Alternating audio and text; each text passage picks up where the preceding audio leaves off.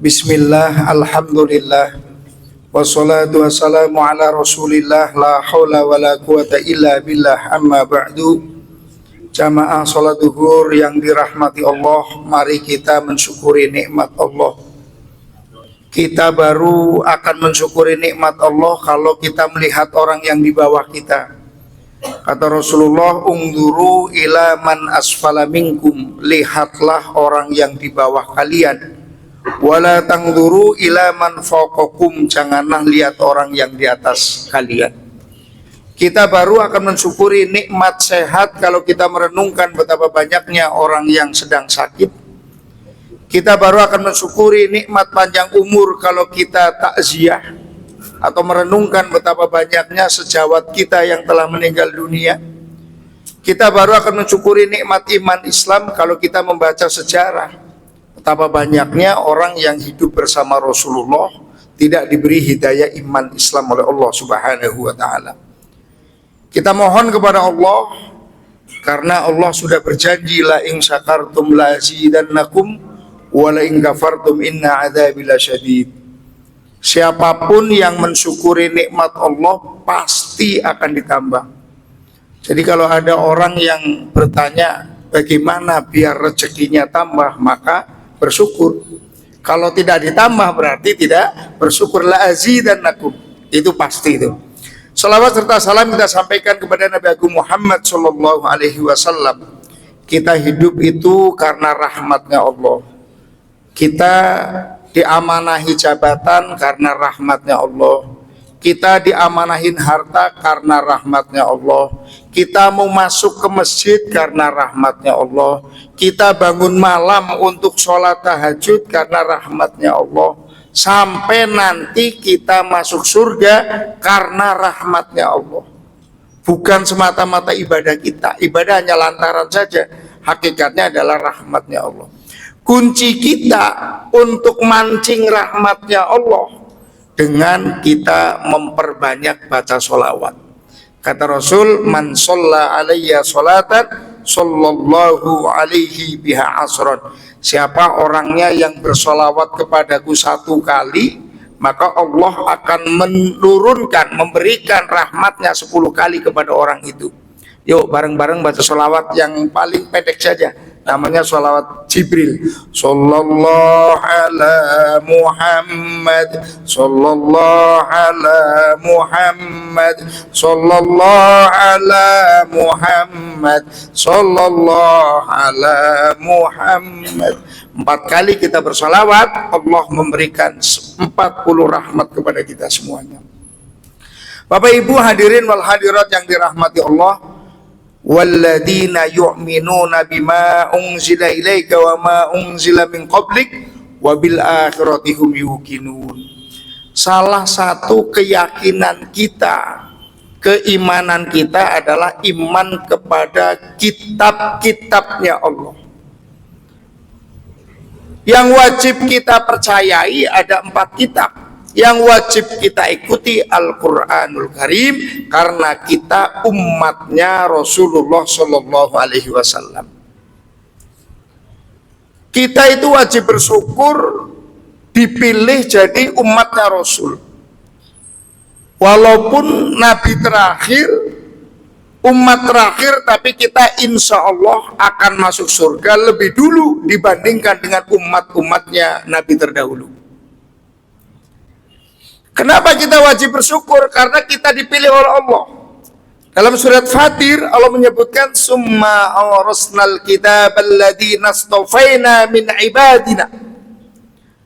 Aku wariskan Al-Quran itu kepada hamba-hambaku yang aku pilih saja. Jadi kita itu dipilih. Al-Quran itu sudah ditawarkan ke gunung, tidak mampu. Kitalah yang mewarisi Al-Quran. Ya gambarannya kita itu umpama punya harta yang paling kita cintai. Tentu pada saat kita ngasih, kita kasih kepada anak kita yang paling kita cintai juga pada saat kita mau meninggal dunia, mewariskannya. Nah kita mewarisi Al-Quran. Wajib bersyukur, cuma setelah umat Islam mewarisi Al-Quran, umat Islam itu terpecah menjadi 3 kelompok. Yang pertama, faminhum dzalimun li nafsi, orang yang menganiaya dirinya sendiri. Apa yang dimaksud menganiaya dirinya sendiri? Orang itu sudah Islam, lahir Islam, senantiasa KTP-nya Islam, tapi tidak mau ibadah kepada Allah. Fasik. Agamanya Islam, tapi nggak pernah ibadah. Allah tidak membutuhkan ibadah kita. Allah tidak rugi apabila kita tidak beribadah. Tapi kita beribadah akan kembali kepada kita. Kita beribadah untuk kita, maka ibadah itu jangan dijadikan beban, tapi dijadikan kebutuhan. Coba bagi kita yang biasa sholat duha, tidak sholat duha itu rasanya kayak ada yang kurang. Ini apa nih yang belum saya lakukan ini? Bapak-bapak, ibu-ibu biasa sholatnya tepat waktu. Suatu saat di dalam perjalanan atau ada suatu hal yang menyebabkan sholatnya tidak tepat waktu, yang biasanya wajahnya itu sudah dibasuh, wajahnya belum dibasuh, itu rasanya risih, itu bahasa Jawanya itu. Kayaknya kok ada yang nggak enak gitu loh, karena biasanya sudah wudu, ini belum wudu. Maka kalau kita menganggap ibadah itu sebagai kebutuhan kita, insya Allah kita akan sangat menikmati ibadah yang kita lakukan. Sampailah Qiyamul Lail. Orang kalau susah Qiyamul Lail, sholat malam, berarti di hatinya itu dililiti dosa. Ya mungkin secara fisik tidak pernah melakukan kemaksiatan, tapi ini hati. Bisa jadi sombong, bisa jadi riya, bisa jadi sum'ah, bisa jadi ujub. Maka kita itu ayo bareng-bareng koreksi sendiri. Saya itu baca itu Imam Syafi'i itu bertanya pada Imam Malik, gurunya, kalau ada orang yang sholat malamnya itu susah, dijawab berarti hatinya itu dililiti dosa. Dalam hati saya pertanyaannya, kalau yang sholat subuhnya susah, hatinya dililitin apa itu? Ini Qiyamul Lail, dan itu sudah menjadi kebiasaan kita. Orang di atas 40 tahun sudah nggak perlu pakai alarm. Kalau dulu masih muda kan pakai alarm nih, jam 3, jam 2 pakai alarm, kadang sampai bunyi alarmnya, kitanya nggak bangun-bangun. Sekarang kita itu dikasih alarm. Hampir semua orang di atas 40 tahun tengah malam terbangun untuk pipis. Itu alarm itu secara tidak langsung, jangan tidur dulu. Ini udah dikasih waktu alarm nih, ambil air wudu, minimal sholat tahajud 2 rakaat. Kalau kita sudah rajin untuk melakukan sholat sunnah tahajud, itu bukan jabatan yang tinggi. Kalau jabatan yang tinggi mah banyak sebagai contoh di kita. Setelah jabat sudah nggak terhormat lagi. Tapi yang dijanjikan oleh Allah adalah maqamam mahmuda, tempat yang terpuji, walaupun secara lahiriahnya nggak punya jabatan. Tapi kalau sudah dimakomkan oleh Allah maqamam mahmuda, tempat terpuji, pasti orang itu akan dimuliakan oleh Allah Subhanahu wa Ta'ala. Saya itu mungkin udah pernah cerita ya, ada teman saya itu diminta untuk mindahin makam, baca doa mindahin makam itu pembantu Bapak Ibu. Pembantu kalau pagi itu bangunin anak bosnya itu sholat subuh, gedorin pintunya tuh subuh. Namanya anak pembantu itu akhirnya manggil ibu itu menjadi mbok bu, si mbok yang biasa bangunin sholat subuh. Setelah mbok bu meninggal, 16 tahun berikutnya anak yang dulu dibangunin itu merasa hutang budi. Jadi anak yang sukses dari sholat subuhnya itu selalu tepat waktu, sepakat 4 anak ini mindahin makamnya Mbok Puh di Jawa Tengah, dipindahkan ke Jakarta. Bawa peti kecil 16 tahun. Allah memberikan kemuliaan, seorang pembantu 16 tahun meninggal dunia, jasadnya masih utuh. Hanya gara-gara punya kebiasaan bangunin sholat subuh. Itu maqamah mahmudah itu, yang akan diterima oleh orang yang apabila orang itu istiqomah melakukan qiyamul lail. Atau kemarinlah kita bisa ambil ibrah pada saat penetapan pahlawan nasional. Kan ada namanya almarhumah Ibu Marsinah itu ya. Marsinah kan bukan pemilik pabriknya itu, tapi Allah angkat derajatnya. Artinya alarm yang sudah Allah berikan kepada kita, yuk pipis ya pipis, tapi tambah wudu minimal 2 rakaat. Nanti kalau sudah menikmati akan nambah sendiri. Wah, ini tanggung nih, 2 rakaat nambah 4 rakaat dan lain sebagainya. Jadi kita ibadah bukan untuk Allah, tapi akan kembali kepada kita. Kelompok yang kedua umat Islam wa minhum sabiquna bil wa minhum muqtasid. Mohon maaf. Wa minhum muqtasid. Orang yang antara ibadah dengan maksiatnya sama-sama kencang atau sama-sama lemah. Ada anak pacaran enggak nih? Enggak. Mabok? Enggak. Judi? Enggak. Sholat? Enggak juga. Ada orang yang sama-sama seimbang lemahnya atau seimbang kuatnya.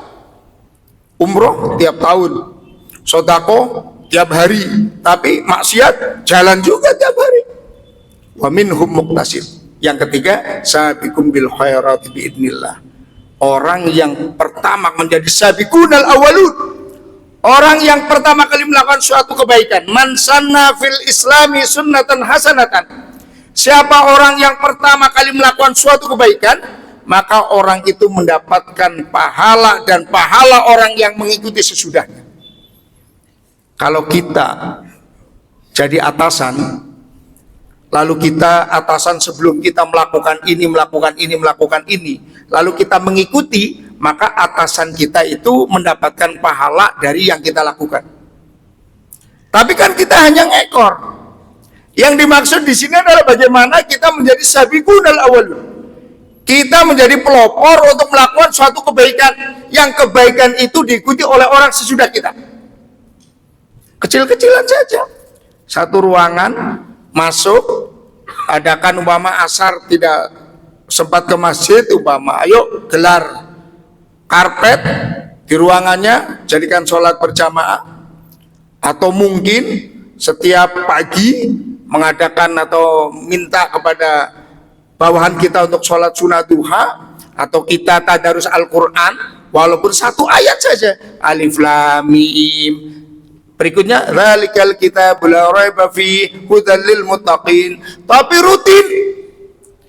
Lalu kita pensiun atau kita mutasi, diikuti oleh pengganti kita, kita mendapatkan pahala karena kita menjadi sabiqunal awwalun.